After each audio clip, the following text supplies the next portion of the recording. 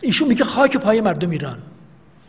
که اخیراً هم حتما بحثی در مورد خواننده سالاری که چقدر مادیه این شخص.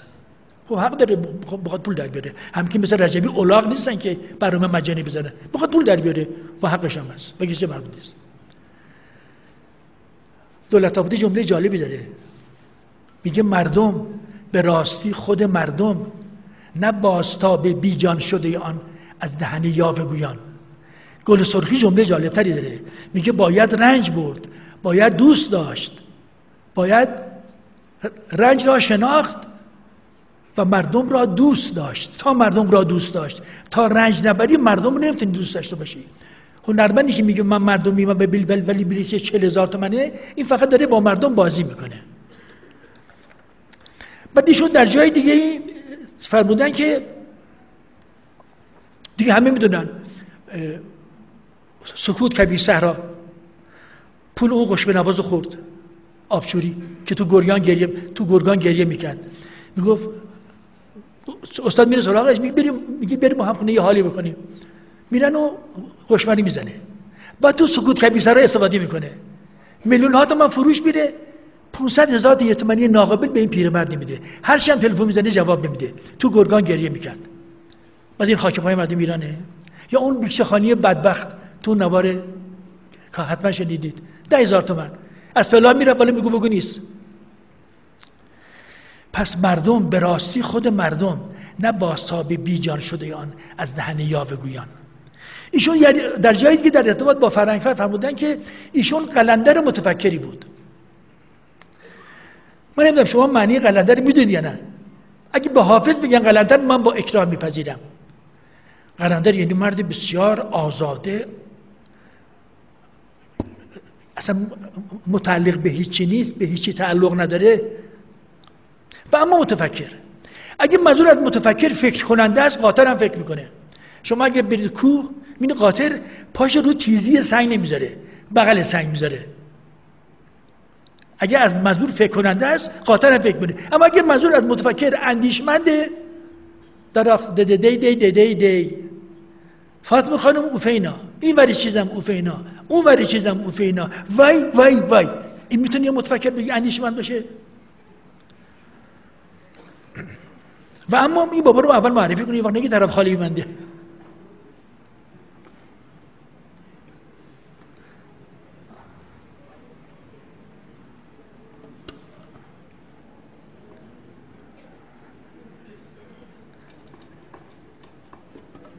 این گفته بود که این رجبی اونقدر بدبخته، یه دست کشاور نمیشه بیاد رو صحنه، با همین چکمه هم بیاد رو صحنه. چقدر بدبخته، یه دست کشاور نداره.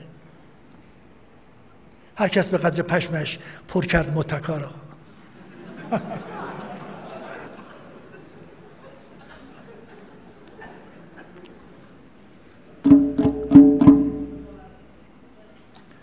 میرم نابغه تنبک. 5 حرکت بیشتر نداشت، همه تنبک نوازه دارن.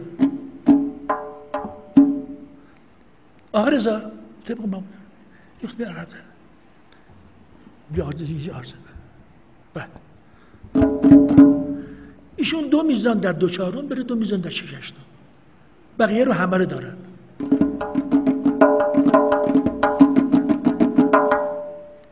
مال ایشونه.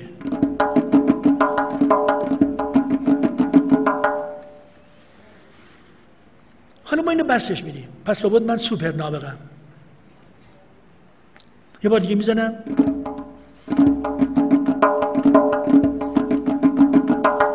اینو به عنوان یه موتیو بستش میدیم. موتیو یه قطعه کوچیک موسیقایی است که میشه بستش داد. همون بورو میده. یعنی در زیباشناسی قانونی هست، ما میتونیم از زیبایی‌های یک اثر متأثر بشیم و زیبایی جدیدی بیافرینیم. این 2 میزان نابغه تنبک انصافا زیباست. من دنبکی ناشی از این زیبایی متأثر شدم، یه قطعه ساختم زیبایی جدید. الان براتون میزنم. دولت اگر مدد کند دامنش آورم به کف.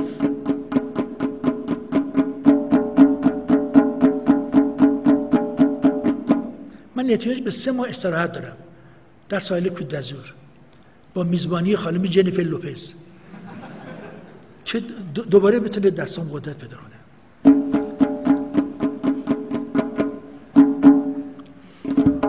پس شد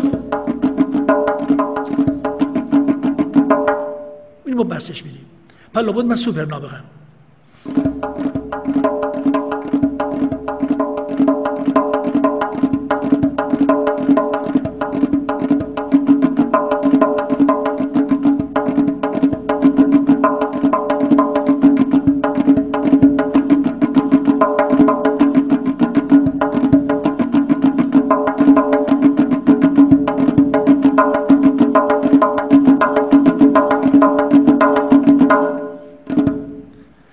خیاط در کوزه افتاد. از اول میرم.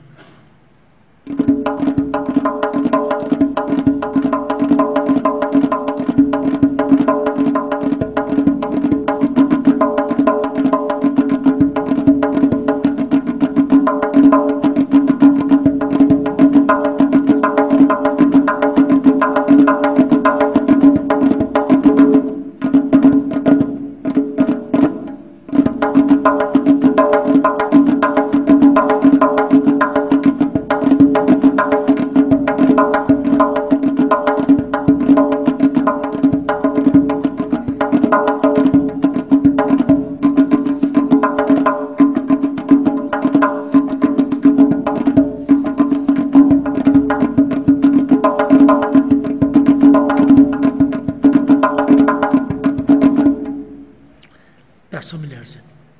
خب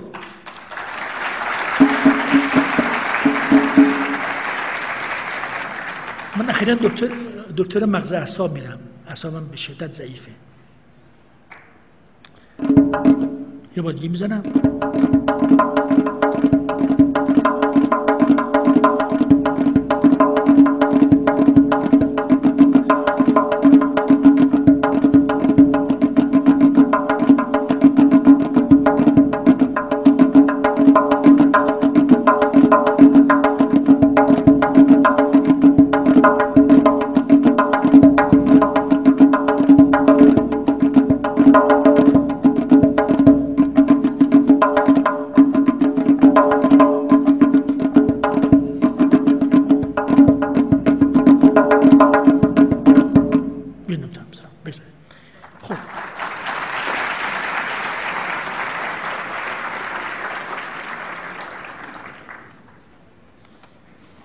خب بابا من سوپر نابغم دیگه. نه اینو زدم خود اینو اوزلمه من که نفهمیدم چی زدی. گفتم بس کدوم 3 نقطه بهت گفته نابغه خودش نفهمید که مال خودشه ما بستش دادیم. اینو من توی فرنگسری بهمن بیشتر بستش دادم.